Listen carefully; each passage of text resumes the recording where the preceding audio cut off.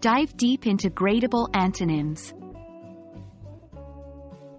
Hello, language learners. Welcome back to our channel, where we make English learning fun and accessible. Today, we're exploring a fascinating aspect of the English language: gradable antonyms. You might be asking, what are gradable antonyms? Good question. By the end of this video, you'll have a solid understanding and some useful examples up your sleeve. Gradable antonyms are pairs of words with opposite meanings. But unlike direct or complementary antonyms, like dead and alive, these can exist on a continuum. In simpler terms, gradable antonyms are not just black and white, they provide a spectrum of possibilities. Words like hot and cold, young and old, fast and slow are examples of gradable antonyms. You see, temperatures can be somewhere between hot and cold, and someone can be somewhere between young and old. Now that you know what gradable antonyms are, let's practice identifying them. Remember, these words exist on a continuum, and there are degrees to which these words can apply.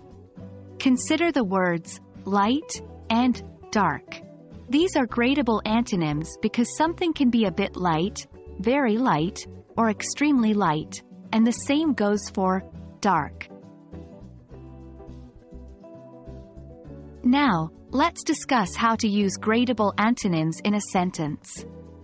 Here's an example. The coffee is hot, but not as hot as yesterday's. See how we use hot in degrees.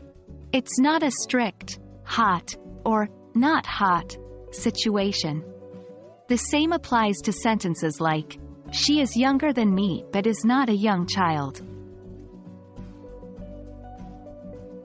Let's wrap up this section by discussing a common mistake with gradable antonyms: treating them as direct antonyms. Remember, they exist on a continuum and should not be treated as black and white categories. It's incorrect to say, if it's not hot, it must be cold. That's not the case. It could be warm, cool, or somewhere in between.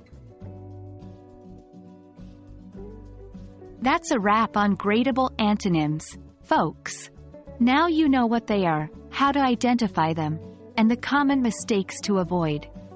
Remember, language is a beautiful spectrum, and gradable antonyms are the perfect example of this. Keep practicing, and you'll master this concept in no time.